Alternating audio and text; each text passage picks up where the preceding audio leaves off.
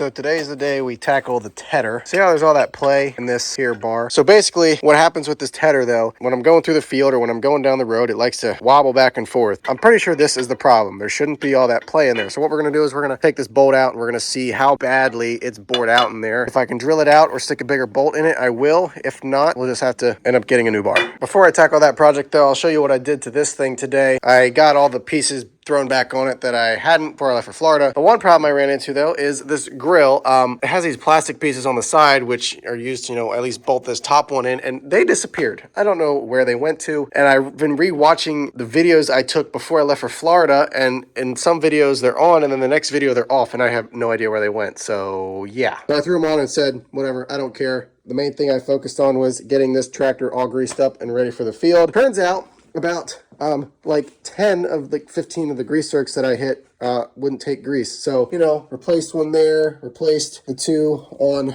our four-wheel drive, whatchamacallit. A couple of them I replaced on the loader. These two over here also replaced, I replaced a whole bunch of them. The two on the back for the axle bearings, they took grease. They're good. The ones underneath the tractor, there were two underneath that didn't take grease, so replaced them. Another thing is when I was on the creeper underneath the tractor, I realized that one of the frame bolts, or one of the bolts for this loader bracket to the frame completely came out, and it was just chilling there, and I was like, how did this thing not fall out into the ground? I don't know how, but I tightened it up anyway because I was under there, and I tightened it up. So this tractor is, we'll call it's 75% field ready because it's got other issues and things that just haven't addressed yet, but for the most part it's greased.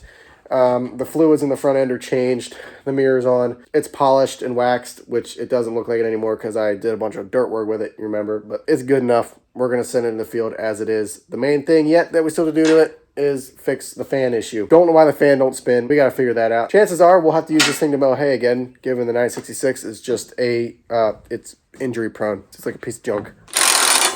I was expecting this to be egged out, but it's got a roll pin in it, so it protected it, or a bushing, whatever you want to call it. I guess we'll just stick a bigger bolt in it, but I kind of boogered up that pin. All right, I think we can fix it. So I'm just going to stick a bigger bolt in it and see if it has less play. If that don't fix it, then I'm confused. I don't know what the problem is.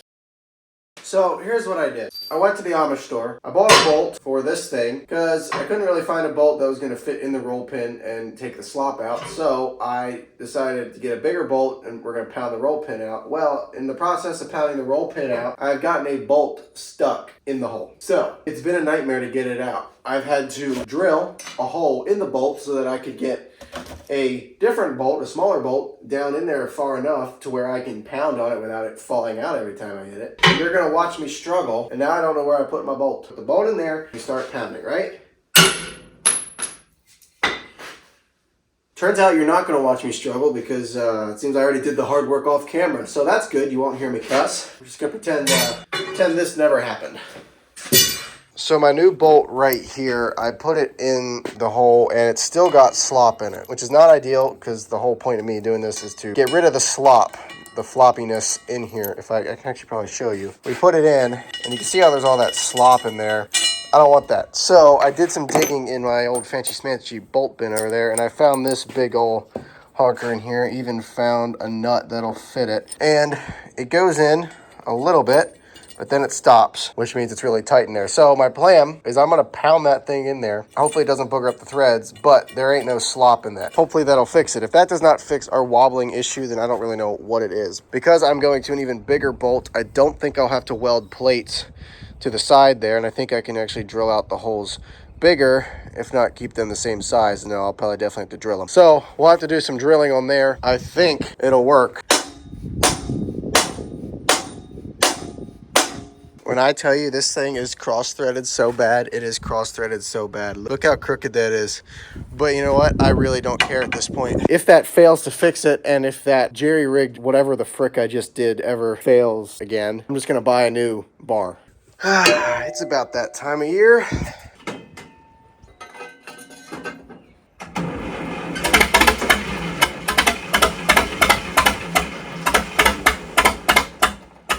Ruh-roh.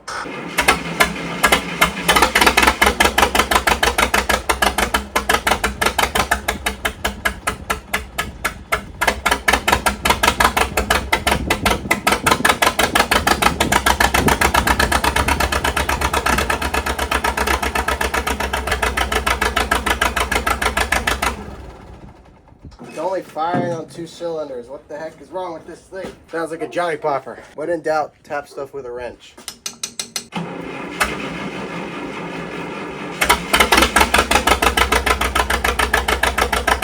So after a little research, my guess is because it sat outside overnight in the rain, that moisture got somewhere in the ignition system. Most likely through the distributor, because that's the one thing in the ignition system I have not replaced yet, and it's old as crap. All the plugs and wires have been changed, the coils changed. So at the moment, I'm at a standstill. I'm waiting for my brother to get back because we got to put the clutch booster on the 966. And I swear, if it still leaks after that, I'm selling the farm. I'm just kidding. I'm not doing that. I love farming, but I hate tractors sometimes.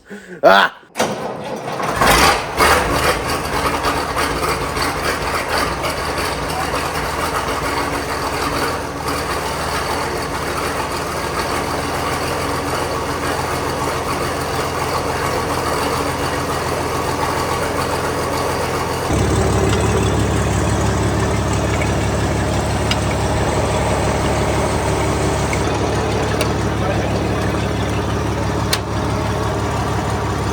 That's good.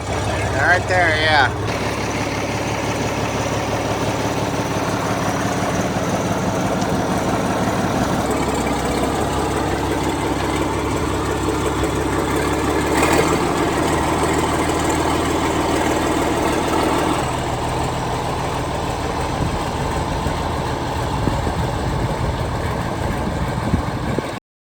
So we got the case running.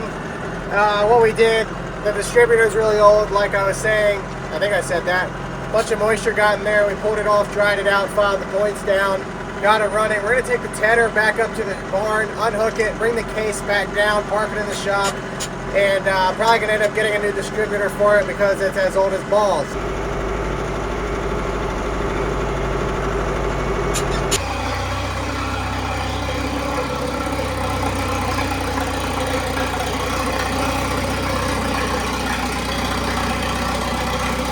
Good.